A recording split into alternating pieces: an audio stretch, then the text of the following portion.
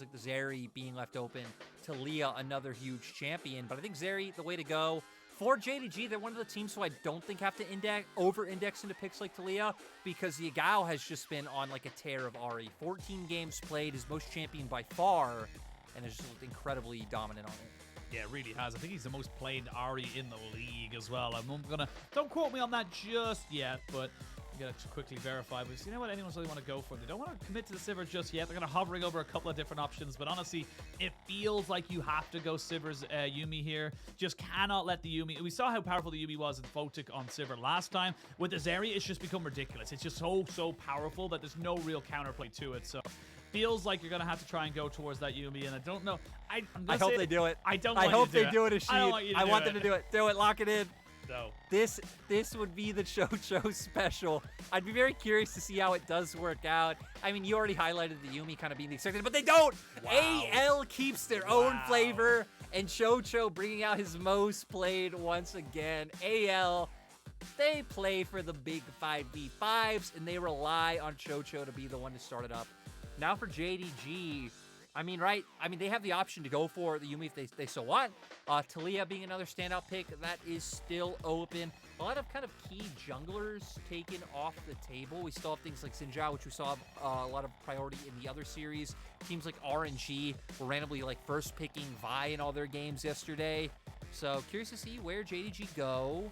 So far, kind of setting. I mean, right now with these two picks, right? Zeri, Taliyah, very flexible. Like you can put these in like any type of draft you want. Feels like the other picks are going to be the ones rounding out what style their composition will play. Yeah, we will see though JDG starting to round out their composition. They are going to go back to Kanavi going on to the Vi. We actually talked about this a little bit earlier today. We were talking about the Vi as a pick within the LPL, and it's a curious kind of setup right now to see how Kanavi had one bad game on it, and now he's kind of forcing himself back on the pick. Yeah, so far 3-1. Like you said, that he had one like horrible game on it and has kind of been a little bit apprehensive to go towards it. For the side of AL right now, hovering the Ahri, I think it makes sense, right? Go up against the Taliyah, try and match that roam potential and that roam potency, and now saving jungle and top lane for second half. I expect them to leave counter pick for top lane just because of how champion pools go with what we've said of ZDZ. So it's kind of about opting into a jungler for Xiaohao on 4. Xiaohao has really loved Lee Sin and Xiaohao. Xiaohao would opt into giving them, I think, more teamfighting prowess. Obviously able to do a lot with that ultimate to add to your front line. Absolutely. I think that giving yourself that bit of front-to-back team fighting, of course, you will have the counter pick on the red side if you so choose it to be for your top laner. I don't see a reason why you shouldn't be giving yourself that counter pick. We'll maybe see the Lulu banned away here by anyone's legend if they really want to try and go. No, taking away missing Alistair. This is actually an interesting kind of draft thing that we've seen from a lot of teams coming into the summer split, is that missing, if you do not know, has basically his most played, the most famous champion back on WE was the Alistair. And we're seeing a lot of teams respect ban it coming into this split. A lot of teams are saying, look, regardless of what's meta, we're not letting you have this massive cow on the bot side. Also just decently into the Sivir, right, in terms of like the interaction with the spell shield. Got a little bit of a buff on this patch. So I like AL kind of paying attention to what they think is important. And now we kind of highlighted the two, I'd say, expected junglers that AL would want to go for. Again, I feel like with the fact that you have the Sivir Amumu already, it kind of makes sense to me to just keep doubling down into full 5v5s. But so far, hovering top laners, kind of surprised, not really being afraid of what JDG will pull out. But JDG did ban, I mean, 2 of the go-to blind pick top laners so far. Oh! Nice. I love this. Pantheon locked and loaded here. That's almost certainly going to Xiaohao. Technically speaking, can be a flex, but almost certainly going into the jungle. And I love the Pantheon right now. I think the Pantheon is in such a strong position that if given the the tools in order to get ahead, can just become a monster in that mid game. Having that early spike as well with the damage you have on your Q just makes it so difficult to deal with. The extra clear speed on the jungle as well keeps them in line with things like the Vi, and of course with the Xin Zhao and Lee Sin that you talked about earlier. And Sejuani going to be locked in here now for 369. You know what, anyone's legend, if the previous series anything to go by, pick the Ornn and you're gonna win. I do want to say for Pantheon, it's been extremely hit or miss so far, right? I feel like if you have the setup and you're able to win that Grand Starfall, like, and get it going early on, that's where it thrives. We've seen a lot of teams be a little hesitant on pulling the trigger to be able to make this one work. JDG going to round out with a Lulu. I think it works. You already have like a solid front line in the Sejuani and the Vi top side, are going to have to be a little bit careful, right? They can win out in terms of the lane if they could bully out the Amumu and dodge out on that bandage toss, but if Chocho's able to connect, then the all-in from AL will be deadly. So far, showing a couple of options. I love this. They go for it. I mean, this is EDZ's bread and butter, right? Bring out the Camille. They have a lot of like punish potential on that top side. Hextech ultimatum straight into the Grand Starfall to just lock 369 down. Or heck, even roam ZDZ and kind of making this roam dive buddy with Xiaohao. That's what I was going to say. Like, you're looking at the types of players that, you know, you want to lock down. You want to try and get this Zeri into a position where she can't just run away.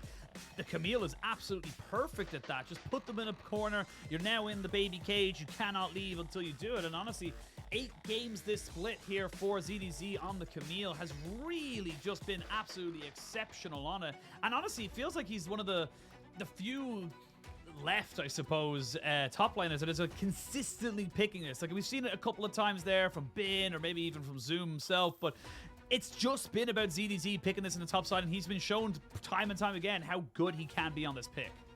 Yeah, ZDZ really leaning into the carry-oriented champions. And when we look at both drafts, I think the difference is really going to be in the formation of how they want to take fights. For JDG, it's kind of like the traditional front-to-back, kite out these team fights. It's not allow the dive to come through. AL, they want the dive. It's about hitting backline with Camille, Pantheon, and Amumu. They can play off flanks with the Ahri and Camille and have a lot of pressure on sides.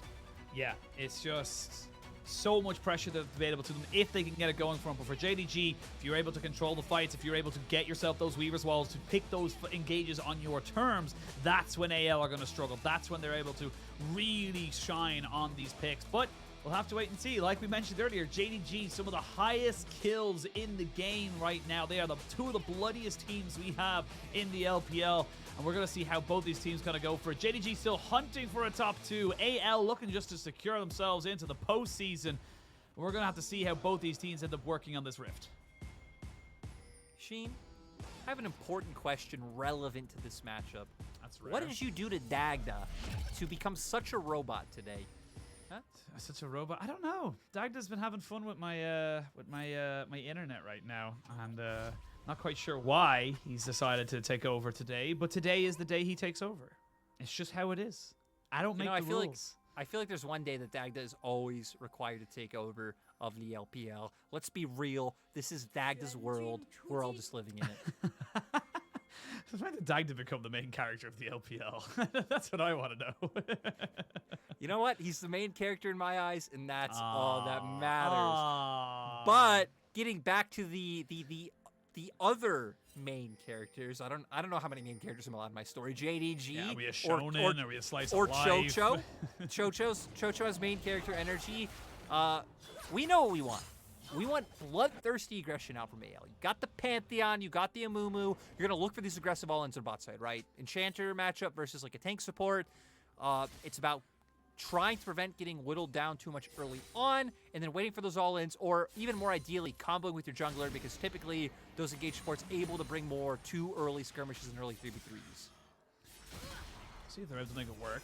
I'll say that it's interesting, similar choice as well from ZDZ to top side. Sometimes we do see the very aggressive laning kind of TP Ignite coming out from Camille's, but I actually quite like that he's gone for the flash. It means that he knows what his job is. His job is to get on top of Zeri as quickly as he possibly can. But this ward is going to be pretty good at spotting out Kanavi, who went for actually a red to the Raptors, now trying to go towards the top side to see if he can get a bit of a jump on the top side of the map of AL. But looks like Xiaohao with this full information and level 3, he's going to know exactly where this jungler is, so might put himself in a position to be able to counter it. I mean, even just look at the ward that Ford just got, right? They have like a pretty decent vision line up in top side, so gonna be able to play around that efficiently and try and allow their bot lane to do what they want. But we kind of saw the trade pattern, right? They go in for the all-in, but they don't really have too much to offer in terms of 2v2 all-in in my mind, especially early on coming out when your AD carries a Sivir, not some like bursty Kalista or Lucian. That's why I think for AL's bot lane, it's gonna be more about pairing up with jungle. But speaking of jungle, Kanavi looking for an opportunity mid. Difficult, but he gets himself with the Q over the wall, so now he knows that he's not been spotted. 7-second cooldown. 7-second cooldown. He's going to have it up in about 3 seconds, so he's just kind of biding his time. Xiaohao, though, has been spotted, so they know this is going to be a native 2v2, but now Xiaohao's left. The flick back, great flash from Forge. Really good timing there, and just a good way to keep himself safe. I mean, think about how close he was as well. He like hit that instantly. Is Chocho now getting whittled down? But okay, we don't care about Chocho getting whittled down. Seriously, Forge so fast on you know, hitting his flash. Like, how far away was Kanavi from him? A Teemo? Yeah, a Teemo and a half? maybe a 2. Yeah, it was close. It was definitely close. Now they know that Kanavi's on that bot side because they saw the Scryer's Bloom go over the side, but that just means that you're going to lose a lot of this wave here as Betty. And yes, you don't get the kill or any summoners on the Chocho, but you get pressure. And this is what the Zeri Lulu combination brings you. They know that Xiaohao is here. They know that he's going to be looking to try and maybe make something work. But without the Amumu, like you said earlier, it's not really a lot of kill pressure available to them on the bot side. And that's why, I mean, I'm probably going to constantly just beg for Xiaohao to look to make an impact down this bottom lane. ZDC, oh my god, getting roughed up by 369. But to be fair, 369 is just coming off a reset, full HP, coming back with a Ruby Crystal in pocket as well. So good window for him to look for that trade. Good windows indeed. Again, Chocho comes back and immediately loses half his health bar. The power of the Lulu. And it's kind of why I wanted to see it banned away, to be perfectly honest, because I feel like an Amumu can deal with burst and engage. I feel like he can't really deal with constant just harassing down. So it kind of nullifies this pick very much so. You need to see him here just getting constantly pushed back here with the W and the Q from the Glitterlance. I mean, yeah, right. It's going to be rough.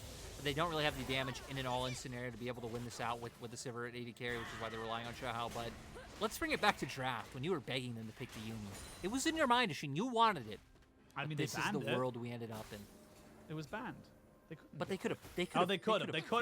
Yeah, they could have picked it, but it was banned afterwards. So you know, it is what it is. I don't want them to pick Yuumi. I don't like Yuumi in the meta. I think Yuumi is really unfun to cast.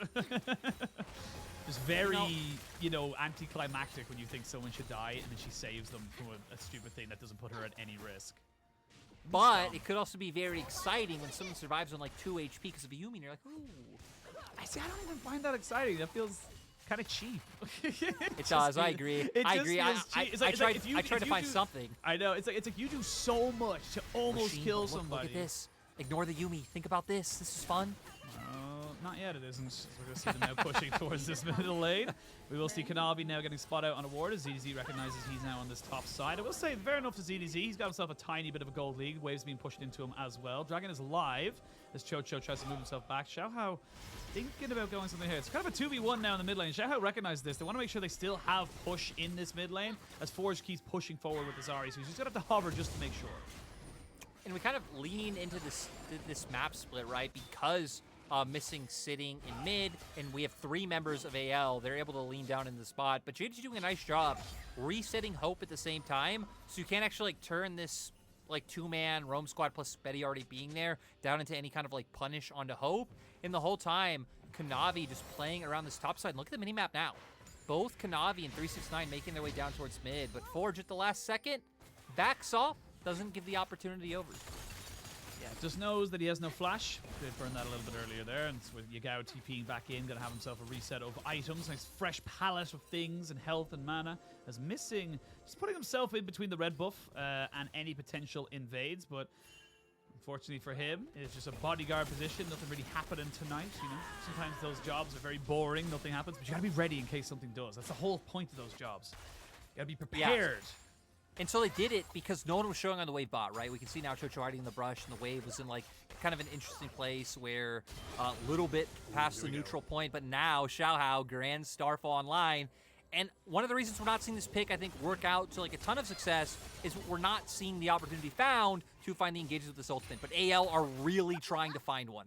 Yeah, they're just hovering down this bot side. Kanavi, though, is in position with the cease and desist available to him, so you got to be very aware of this right now if you're the side of anyone's legend. They now know that Kanavi is here, but Xiaohao hasn't committed anything just yet. He's not even losing anything, really. Here we go. There's the Grand Skyfall going to be committed full stop onto Hope, but Hope gets himself away over the wall, and a flash from missing means that he's safe as well. The Ahri's here, and Forge makes this a 4v3 as Kanavi goes very deep. The Weaver's Wall is going to be arriving, but a little bit too late. Doesn't quite land on them. Chocho gets traded back, so it's a jungler for support. Betty in a little bit of a 1v1 on his own, so he's going to be forced to flash over the wall, you would imagine, as he tries to keep himself away. Oh, the blast cone as Hope tries to make that one a 2-for-1 trade, but at the end of it all, it's still a 1-for-1 on both sides. I don't know why that surprised me with how aggressive JDG went after one member went down, but they always do things like that. I'm honestly surprised they were able to turn it around into a 1-for-1 after the fact that Kanavi pretty much just got taken out right when the fight started. It was a great start, but look, it doesn't really change the map state. Everyone just got to burn a lot of summoners. Let's have a look at this one here, because again, they go into the Grand Skyfall. Everyone disperses, but then Kanavi decides, hey, I need to go in. I can get the ultimate onto Betty because he doesn't have a spell shield. Yeah, so he goes in, not really synced up too well with the Weaver's wall, able to come through, so he instantly gets taken down. But the whole time, while they're focusing on the Vi, Hope's able to just whittle down Chocho. And with Betty running up feels like a little bit of a mistake because he separates himself from the rest of the squad and is forced to do this flash in the end. Hope's confidence, my God, I wish my confidence level was that high. That was super. Giga chat at him, machine. Yeah, every time someone says confidence, I always think of it's a VTuber Korone who has like, have confidence, then she dies immediately in the game. It's like, no confidence. Like, that's what I always think of, but I don't know why. But the weird things your brains associates with words and moments. But now Kanavi, without flash, without the ultimate, is going to try and just hover towards this top side, making sure Xiaohao, who is in the area, isn't going to gain anything in terms of a top lane presence, because they know, you know what the side of AL love to do? They love to camp top lane. I also even just like this because it's what we were hitting on in the previous series, right? That, in my mind, like, the big power spike of Sejuani is that level 6 mark because it just pretty much guarantees kill threat. Like, I think it'd be very hard to just unexpectedly, like, flash out if 369 is close enough, lands a Q, goes straight into the ult, and then Kanavi waiting in the wings. So they try to set up for an opportunity to do that, or even just waiting to see if a gank comes through from Xiaohao, and now we'll just open up for 369 to get a pretty good reset. Yeah, and it's just going to be probably about these Dragon and Rift Heralds, to be perfectly honest. Not a team really prioritizing the objectives as of yet. And this is interesting as well, but I've always find from JDG, if you ever watch like most of their games this split, it has been more about the fights than it is about fighting around objectives. They do prefer to go for these skirmishes before anything else and then just lead off of them. Because they say, cool, we got the summoners, we got the kills, now we can turn that into an objective. Now we can turn that into more of a global presence, be it with towers or dragons or whatever it may be. And that's the difference, I feel like, between these two squads. The AL will look to try and maybe work towards that top side and get around these Rift Herald, which they are starting to contest right now. I think it's pretty smart as well to like look towards lanes first. A lot of times we'll see teams like look to gain top before going towards the Herald, try and find either that summoner advantage or force out an ult and then pivot on. But JDG just doing it right away. Hope also having first move might make it hard for AL, but Chocho has his ult available. Here we go, they have the ult from Chocho, and here comes the Grand Skyfall. The Rift Herald hasn't been picked up just yet, and you can see now they're going to try and force this one here as Chocho goes down. You've got Hope joining on the backside of this fight. I don't think AL needed to fight this, and I think AL are going to regret their decisions. They're going to try and trade back a kill, but they can't get anyone down. Eventually, you get Betty here, but honestly, AL, that was just not the play, and now Betty's going to be caught out here by Yagao, who will not get the flick back because he does have himself the spell shield, but that was just really sloppy from AL, and JDG are going to punish you. Yeah, I'm surprised AL committed into that. Kind of just going in one by one. Betty nowhere close to the fight. Chocho can take that immediately. And JDG not only get the Rift Herald, but also feeling like they can take this dragon. And 369 even getting plates. They're getting everything.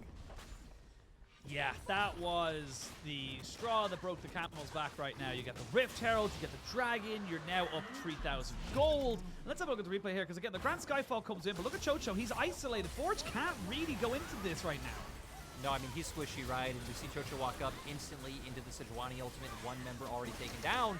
Sivir nowhere near. And then just kind of being dispatched, right? Forge was never able to walk in, so two members are just tunneled into the pit. One member off to the side. So where JDG are this 5-man core grouped up, able to kind of turn to targets one by one, taking them down. This is a big problem now for AL. You're in the hole. The hole you were digging earlier, you finally I figured out what it was for. It was for AL in this game, because right now, that's for anyone who's been watching all day. I don't know if you are, but you know what? You're the real ones if you were. But yeah, this is rough right now for the side of AL. Like, we're in the first game of our second series, and our broadcast is now about to be at its 4th hour. Yeah, it's been a long day so far, but I think JDG are trying to make that as quicker, quicklier, as my little cousin would say. Or quicklier of his LBO. That's what he says. Xiaohao? Oh, Yagao, though, is going to be able to back away. Yeah, no flash available to... Actually, there was a flash available to him, but it didn't have the Grand Skyfall, so not quite able to fully commit. I think Xiaohao is afraid of committing with Flash because not a whole ton of vision on where a lot of members of JDG are. We do see Kanavi now making his way down towards the bot side. They've gotten a ton of plates with the fact that Hope already having a Mortal Shield Bow to just Noon Quiver and Pickaxe on the side of Betty. This one's going to be incredibly close to going down. And no spell shield now on Betty means that he has to be exceptionally careful. They won't get the tower just yet, but 20 seconds till those plates fall. And honestly, another wave coming in. It feels like you're not going to be able to try and trade this one back. They are going to be able to maybe pepper it down. 2 more auto attacks would do it with the Zeri, but you gotta respect of the engage coming out from QiuQiu. I like what you're doing here. And oh, Forge, you've been caught out. He's gonna try and maybe get himself away with a flash. Yep, there it is. No flash committed there by Kanavi. Feel like he maybe had the damage, but again, getting the summoner, it's still a win. Yeah, JDG hovering with mid jungle, not completely committing down towards the bot lane, but you lean. It gives your bot lane safety to try to just be aggressive on their own and take that turret, and forces Forge to have to wonder of like, hey, are Yagao and Kanavi already down there? Do I have to start making my way down? And leaves him in a position where they can catch him in transition like this. So overall, liked what JDG looked for in this play. And I mean, we're not even at 15 minutes. It's a 5K gold lead. Yeah, this is what's so scary about JDG. This is why, honestly, I think that this team is really having just some of the best performances we've seen out of every individual player ever. I think Kanavi's on the split of his life. I think 369 has found a new lease on life with how his team is playing. And even Yagao, who we've talked about it before in some of our previous series, is that Yagao has never been in a league that has so many goddamn amazing mid laners. He's never been up in the upper echelons, but he's now in the conversation of kind of like, you gotta respect him. He's a very significant threat. And I think Hope, despite his not so great time on EDG previously, is finally coming into his own, finally looking like the protege that we knew he always was. I mean, heck, 2020, Hope was looking solid despite the fact that EDG roster was struggling. Which, speaking of 2020, like, 2021, bringing back the dominance of RNG and EDG was cool, but my dude, inject 2020 LPL back into my veins. The JDG TS rivalry was one of the funnest things there was. And to me, the best part was the fact that both spring finals and summer finals went to 5 games between those orgs, right? Like, just one of the best rivalries there was. And if JDG Top Esports can make it happen once again, it would be exciting. AL trying to thwart it, trying to guarantee themselves a spot in playoffs with a win here. Sadly, not looking likely in this game 1. No, I think that right now JDG have such a control right now over this side of the map. And again, the power of the Taliyah. Look at the goal difference right now for individual players. Forge isn't even scraping close to Yagao, and it just, or sorry, not Yagao, it's just like the top player on the side of JDG, and it just feels like AL are just trying to just kind of scale up. Yes, you've got the Sivir, yes, you have the split push menace that is going to be the Camille, but it's not going to mean a lot. Look, Hope just finished his second item. I think Betty just finished his, like, mythic, what, like, a minute Mythic ago and boots, or so? yeah, Mythic and boots. Yeah, we saw in the gold difference that Hope was about 2,000 above Betty, and now having his Phantom Dancer already. So JDG in 30 seconds, I'm interested to see what they're going to do, because JDG being in a lead means they're in a position where they don't have to trade objectives. Like, JDG realistically should be looking to take both. So if they can, like, lean towards that top side, maybe with, 1 or 2 members, 369 might go down. It might go down. They're going to try and jump straight on top of him, but that's because you committed so much on the top side. Yes, you get a kill. Maybe the tower as well. Not really a great way for it. It does mean that JDG get control over mid, and they get control over this dragon. So now Betty completely isolated away. Actually, had to pop his ultimate because he was getting chased down by Hope. So yes, it's a kill. Maybe a tower, but you are losing a lot on the rest of the map. Yeah, and it's kind of sad because now they potentially lose Herald. I like that they're not giving this up because, again, it goes back to the logic. They're the team that's ahead. They shouldn't be giving up anything. No, they should not. And Betty will be giving up his life. QiuQiu goes down as this Zeri is starting to get some revs going. You are just getting burnt down by the lightning strikes of JDG. And yes, you gained a good proactive play, but unfortunately for you, AL, you're just not quite good enough to go toe-to-toe with JDG. And JDG used it to take mid lane turret. You can see pings on blue buff, knowing, hey, buffs are objectives too. We're going to take that. We're going to take the dragon. JDG really do just want to choke AL out of this game and give them no way back in. And heck, when you're kind of running these things like an Amumu, like a Pantheon, when they start to fall behind, it's really rough to play champions like this because they only have one mode. It is go in. You don't actually have a way of getting out of a fight, right? Kind of similar to things like Rek'Sai as well. Once you're in, you are just there. And if you're in and you have no stats because you're behind, well, you do absolutely nothing. We're going to get a replay of topside, and it is very cool and cinematic. That's it. I was going to say, AL need these, though. AL need these cinematics, because they ain't going to be showing us a lot more, in my personal opinion. Is Betty, he just gets hit by the W and he's dead. Like, you don't...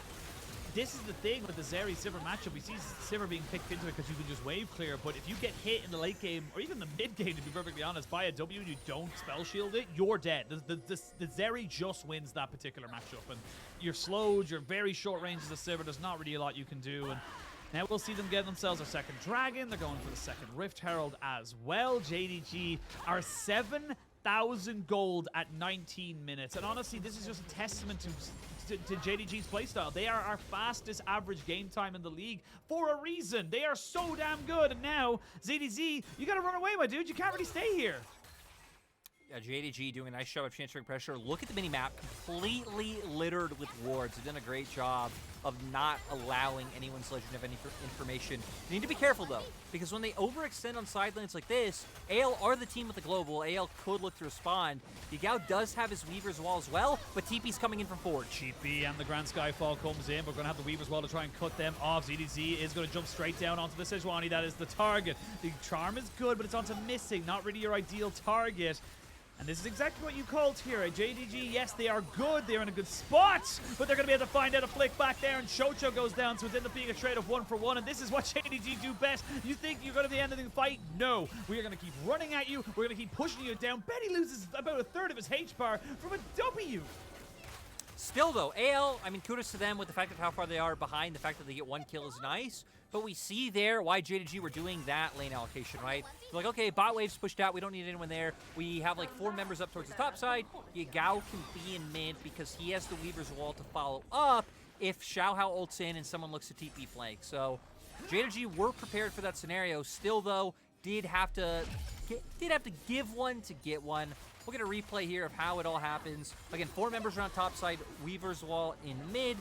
Still, AL are able to get here first. They get on top of 369 and really there's no way to go. Gets locked down by the Pantheon and isn't able to be reclaimed. And then here, I mean, AL kind of sticking around, not respecting the damage and lockdown, able to come out from JDG, and Yagao finds the seismic shove onto Chocho, and it brings one back. I mean, Betty was so fortunate there that the spell shield lasted as long as it did. I think it was literally on the final 0.1 of a second before it went off as the cease and desist did hit. But now ZDZ, 369 is done with being your puppet. He's done with being your beaten bag. He's going to go ahead and set himself all of his teammates and say, guys, I need some help. I'm sick and tired of letting this Camille have the run of the lane.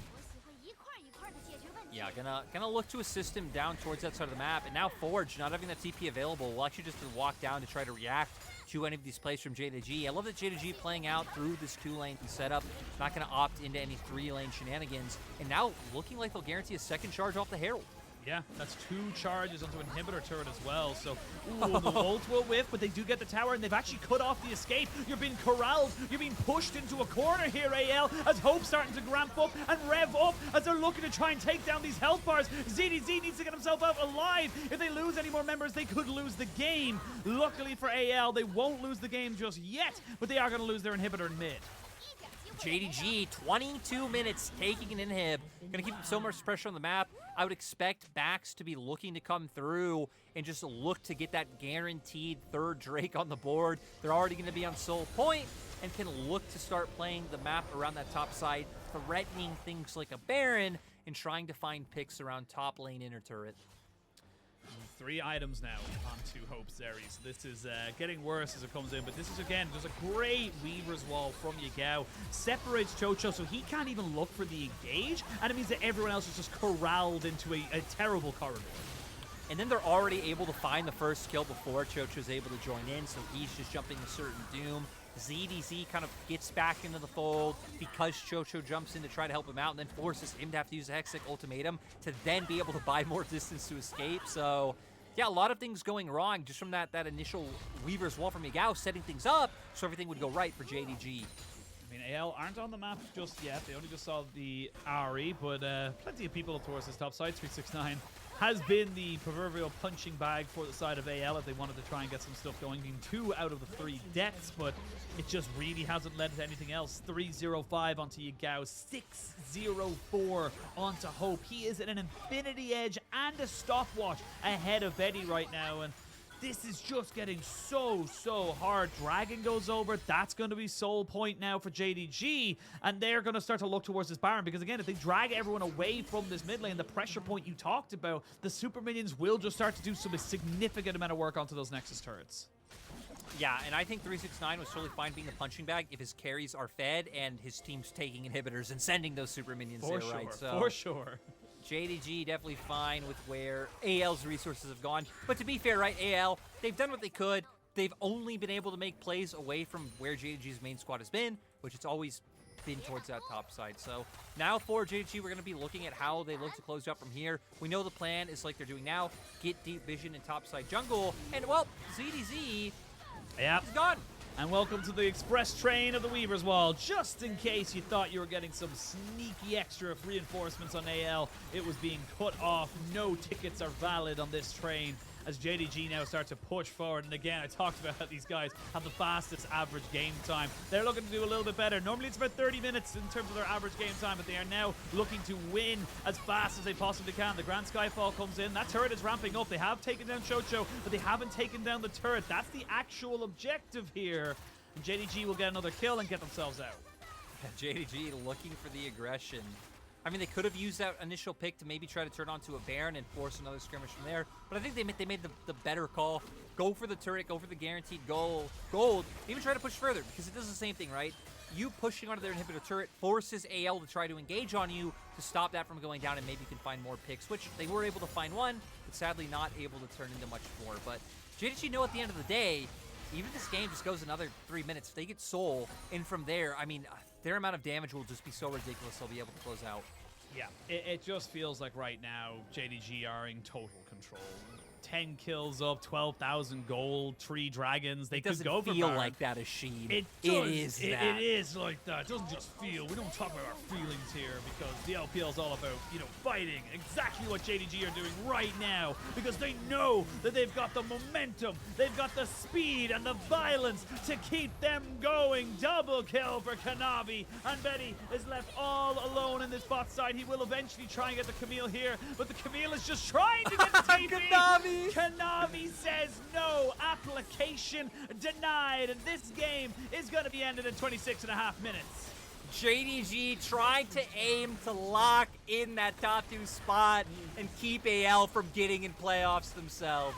There's another TP. This is how you actually do it, ZDZ. He ends up falling down on the backside of that fight. Chocho is here, but Chocho, like most Amumus, has no friends and is very, very sad. JDG decimate AL in game number 1. Look, JDG are trying to be homies to all the production staff, like working on the LPL. They're like, that first series, really long. We're going to help you guys go home, get that fast dinner.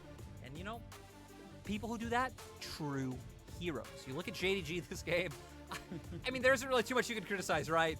This was a complete dismantling of AL. Even the places JDG got punished, we already hit on it. It's kind of the only area that was open to them. 369 by his turret, getting caught by ganks, getting caught by dives, and goes down. But everything else, JDG were just absolutely flawless.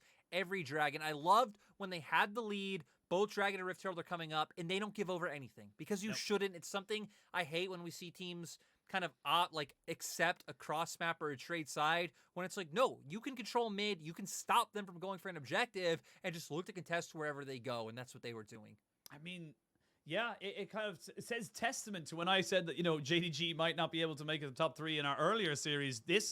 It's just so hard to not love this team. It's so hard to not really think that this team is going to be able to go toe-to-toe and bring that momentum. They're so fun as well. That's the crazy thing. They're such a fun team to watch and push forward. And I think the development of all their roster, the development of all their players has been so exceptional throughout the entire split that it feels like everything's just going right. It does have a couple of, small little moments where they go a little bit too ham, but outside of that, it's just so hard. When the train starts going, you try to stop that, like, you better have an unmovable object to stop the unstoppable force. Yeah, and just no one does, right? I feel like the only thing JDG are going to end up kicking themselves over is that game difference, right? Because even if they 2-0 today, RNG can still surpass them, and RNG don't have the hardest games left in the split. So JDG will just be looking back and like looking at this series and thinking, huh, why weren't we doing that sooner? But I mean, coming out, 369's damage. I was just about to say, 369 may have been the punching bag, but 369 was doing work on that top side. I think he was soaking in damage and giving it out as him and Kanavi fight it out to be the MVPs. Honestly, I think it could go to anybody on the team. I don't think there's a very clear front runner in my head of who did better than anyone else. I think Hope could be up there absolutely in terms of a winner of today's MVP in this particular match. And don't forget, this is JDG's final game of the split. They don't play now for another week. They don't play until playoffs after this game. And I mean, great to see them pushing forward. There's a real chance we don't see JDG for a while, right? Like if JDG do lock in that top 2 slot, we don't see JDG until we hit double Elin. So.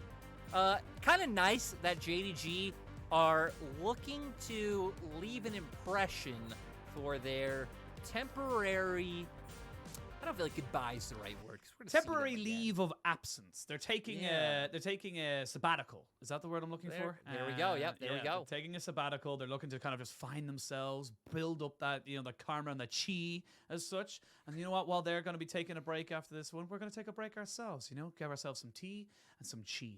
We'll see you guys very soon.